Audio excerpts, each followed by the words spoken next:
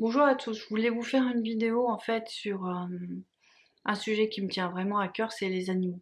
Et je vais peut-être parler des animaux, enfin alors ça arrive pas qu'aux flammes jumelles, mais bon, comme je sais que vous êtes nombreux à me regarder, c'est que vos animaux peuvent avoir des problèmes de comportement. Ça peut être difficile de créer des liens avec eux, ça peut être surprenant la manière dont ils vont réagir, qui paraît pas logique. Mais un animal, il est aussi là pour transmettre beaucoup d'enseignements en fait. Et votre animal, quelque part, il essaye de communiquer avec vous et d'expliquer ce qui dysfonctionne. Et de vous permettre aussi de vous transformer. Donc, je vais vous parler de petites situations qui font qu'un animal peut vraiment changer de comportement. On peut avoir l'impression qu'il peut être agressif ou toxique ou néfaste, alors qu'en fait, il y a une manière, faut le faire nettoyer, faut le faire rééquilibrer, faut le faire purifier, et il peut retrouver en fait toute sa lumière. Et ça, je tenais à en parler parce que cette incompréhension peut mener à faire des choses irréparables et c'est bien dommage.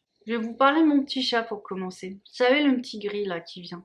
Le petit gris, c'est un chasseur en fait. Et en fait, mes chats ont les mêmes perceptions que moi, mais bon, je pense qu'ils voient beaucoup de choses. Les chats, ils voient beaucoup l'invisible. Mais les miens, c'est des chasseurs d'identité. Donc, je vais vous parler de ça. En fait, c'est l'autre. C'est la Félix le chat. Quand j'avais une amie qui venait à la maison à Paris, elle était habillée en noir et puis tout d'un coup, mon chat, il lui attrape le bras. Mais alors, elle avait compris qu'il fallait pas complètement mordre, griffer. Elle mord mais sans faire mal.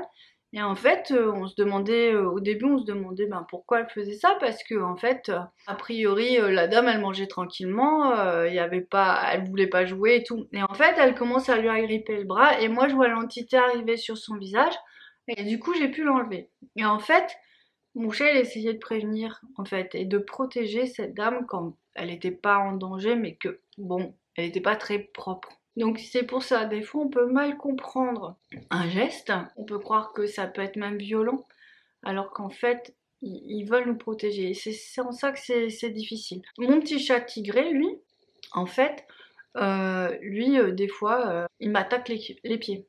Alors, bon, bah, des fois j'ai de la patience et puis je sais parce que la guidance me dit, bah, tu lui envoies de l'amour parce qu'en fait il te protège.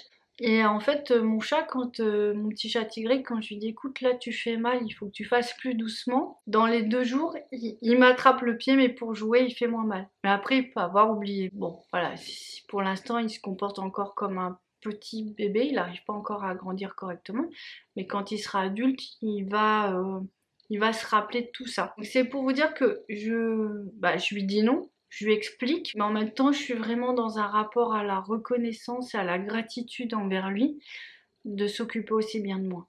Donc ça peut sembler spécial et paradoxal parce que effectivement, dans le monde de l'éducation féline, il fait pas ce qu'il faut. Mais je vois bien que c'est pas un méchant, je vois bien qu'il a une nature complètement heureuse. En fait, c'est un gentil, il est bienveillant, mais des fois, ben voilà, on a l'impression qu'il pète les plombs, mais il pète pas les plombs. Il sait pas comment, il est maladroit, il sait pas comment faire pour nous protéger en fait. Et vraiment, même si je dois le disputer, je lui explique après, je suis dans la gratitude. Moi, les miens comprennent tout et je crois que tous les animaux comprennent tout, mais on prend pas forcément le temps de leur dire en fait, tout simplement.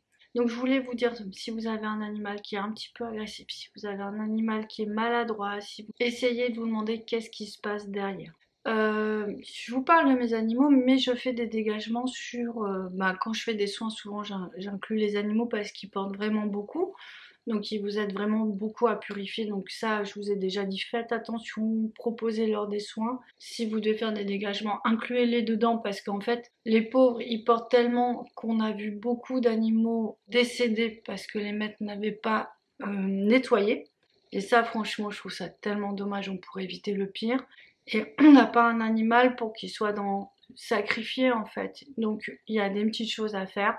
Il faut, vous pouvez mettre une bougie de neuvaine pour eux. Moi j'ai toujours de l'eau de lourde à la maison, je leur donne à boire.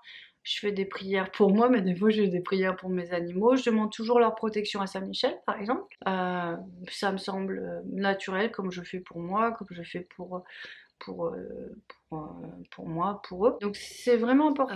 Alors je suis pas la seule à tenir ce discours-là, puisque en fait j'ai ma naturo qui s'occupe de mes animaux et qui communique avec eux. Effectivement, en fait, il s'était passé la même chose, c'est qu'elle avait fait un soin sur mon petit chat gris. Elle avait dit, mais en fait, il avait une grosse entité sur lui et ça le rendait agressif. Et en fait, elle l'a retiré l'entité et il est devenu mais tellement gentil que voilà, on est plusieurs à vivre ça. Je suis pas dans un délire, mais je suis surtout en train de vous prévenir. Trouver des solutions plutôt que vous séparer de vos animaux, plutôt de les mal juger, plutôt de les disputer, même si c'est ça dont on a envie. C'est pas toujours la bonne solution. Donc je vais vous parler d'autres cas qui sont assez parlants. Il y a une dame en fait qui avait un petit chien et ce petit chien en fait ne supportait pas d'être seul. Et en fait, dès qu'elle était seule, elle faisait des bêtises. Mais même si elle était seule 5 minutes, c'est pas comme si elle était bébé. Et puis bon, on sait que les bébés ils font des dégâts. Là, ça durait un peu et elle faisait vraiment pipi quand elle était seule, alors que la dame elle prenait sa douche, donc ça devenait un peu embêtant. Et en fait, la dame a fait appel à un éducateur câlin, mais vraiment très éveillé. Donc il y en a aussi qui en fait a fait le lien avec l'animal et un comportement qu'avait cette dame. Ça s'appelle l'hyperattachement. Et en fait, cette dame, par le lien avec l'animal, par l'amour qu'elle ressentait, parce que c'est surtout ça une relation avec un animal, et puis aussi le fait de voir les choses, ça lui a permis de changer son schéma personnel. Ça c'est énorme, faut pas oublier que derrière une bêtise, il peut y avoir une leçon, mais il faut super bien décoder les choses en fait. Et ça, c'est juste merveilleux.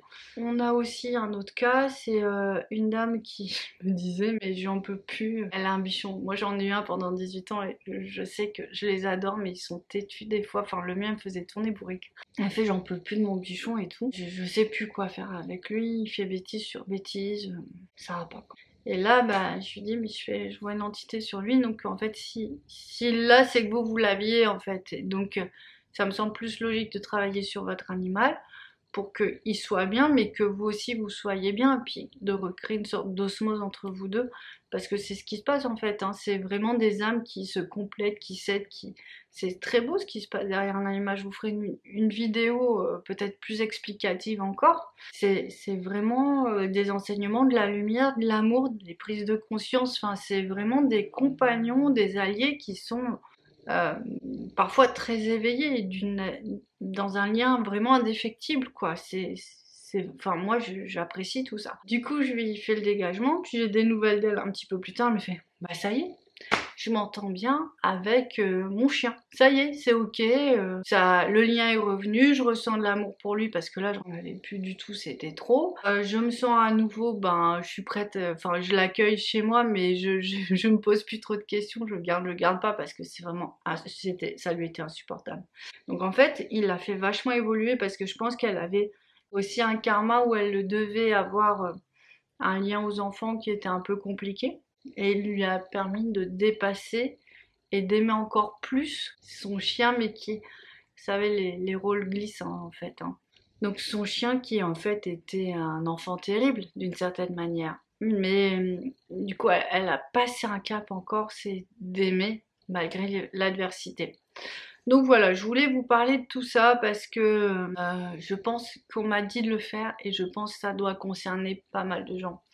En tout cas, on doit se poser des questionnements. Je vais aussi vous parler d'un autre cas que j'avais vu il y a des années. Parce que c'était vraiment il y a très très longtemps, il y a au moins 20 ans. Des gens que j'accompagnais sur un chemin un peu compliqué de souffrance chronique, qui avaient une jument.